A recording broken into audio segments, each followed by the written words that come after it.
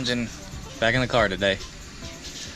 Right now, putting the flywheel and clutch and everything back on the engine. Got these nice ARP flywheel bolts. And this Ringer Racing Stage 4 full face clutch. It's good for, I think, like 480 foot-pounds or something like that. And it should be much more streetable than the blown out 4-puck knockoff that was in it before.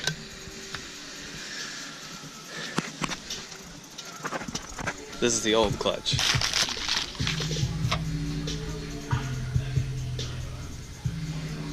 Pretty far gone.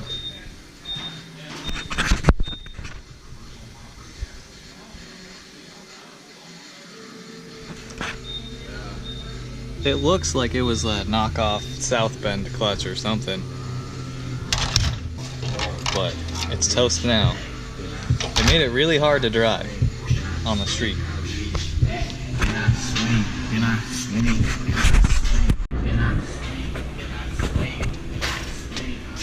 This is my pressure plate to go with the Ringer Racing Stage 4 clutch. Nice stocks pressure plate. One thing that has changed is that I'm not going to be running the S4 01E transmission. Decided that I'd rather keep the A4 5-speed for a couple of reasons. One is that I don't think I can keep my drivetrain raised as high as I have it raised with the S4 transmission, because normally the shifter linkages come up and they attach, one attaches here, and they have a crossover rod that goes over here and all that stuff. And the linkage rods kind of run along the top of it here, and I just don't think I can keep my engine and transmission raised as high as I want to with that style. Because on the A4, the linkage rods both kind of come down the side and attaches here, and then one bolts onto the side right here. But the biggest reason is that I like the gear ratio that I have now. Another reason I want to keep the 5-speed is that eventually I want to move the engine back a little bit, the engine and transmission, just to help with weight balance and stuff like that, and hopefully make room on the front for sort of a V-mount setup. And the 01E is slightly longer. It's like an inch longer, so that's just an inch less that I'd be able to move the engine and transmission back. And I'd like to be able to move it back as much as I can.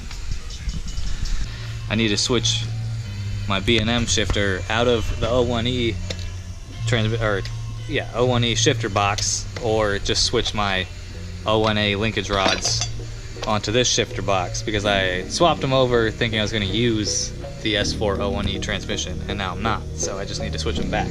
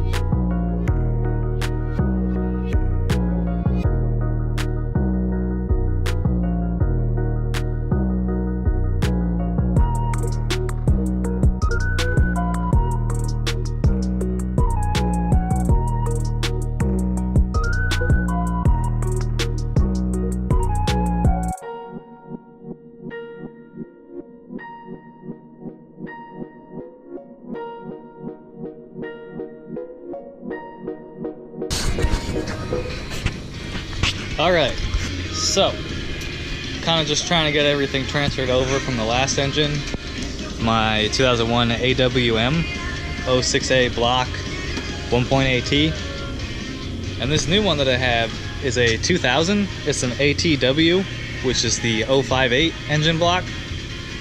And one of the things that I just ran into, because I'm going to be converting to the I'm doing a wideband swap, because from the factory the ATW is narrowband but has the drive-by-wire throttle and everything, It's kind of a mismatch between the early AEB 1.8Ts and the later AWM and AMB and those sort of thing 1.8Ts. It's a 058 block, the older style block, but it has the small port head that the later 1.8Ts had instead of the large port that the AEBs had. There is no evap or EGR, which would normally be right here. One of the things that I just figured out is that this right here, this is my crank position sensor from the AWM, and it does not fit in the ATW block. It doesn't really fit in this space right here to plug it into. The tab for the bolt hole is a little too big, and you can't really tell, but it's not sitting all the way down in the hole because this right here is hitting the block.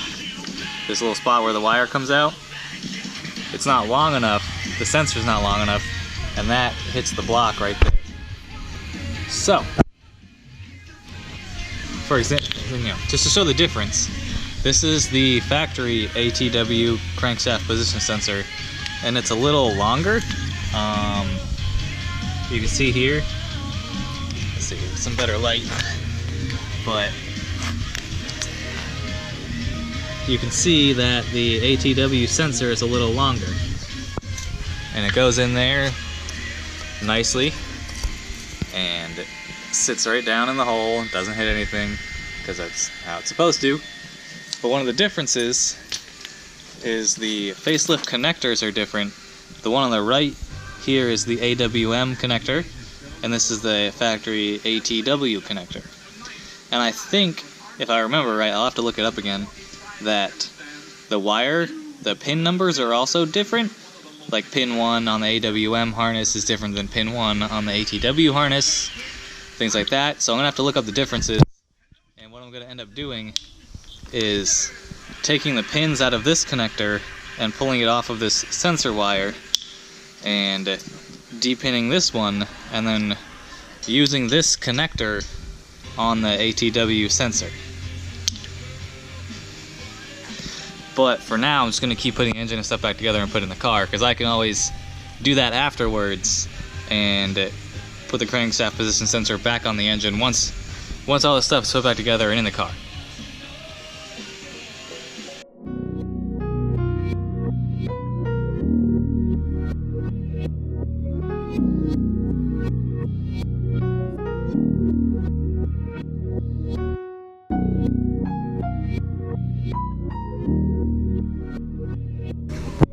Well, once again, working on this car, that was probably the easiest time I've ever had putting one of these transmissions back on a 1.8T. But yeah, normally I forget to put this dust shield in here, the one that goes between the engine and the block. But I've run without one for a while, but it just leaves a big gaping hole right here. Like a decent sized hole for foreign objects and things to get in there. Rocks or dirt or water and all sorts of things you don't want in there. So it's better to run it if you can. It also kind of leaves a hole up here too for things to, like bolts or whatever, if you drop something they could fall in there. Well, I thought I was making decent progress.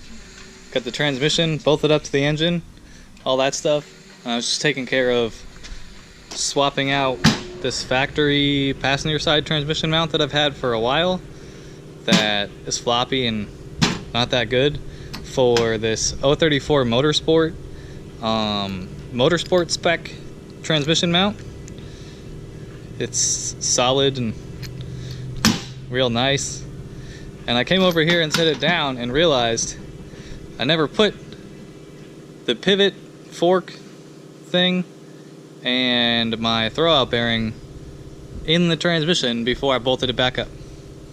So now I get to take it off again and put this in there and then put it back on again. Well, this is usually how things go when I work on cars. It's been pretty smooth so far, which is not how it usually goes for me.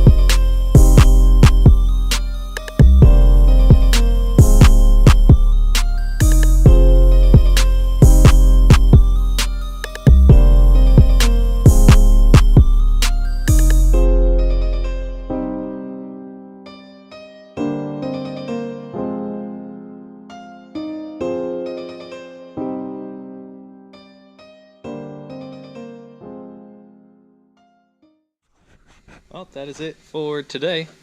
The engine is in the car and it's bolted in, but one of my coworkers just came back and told me it's actually half hour past closing time.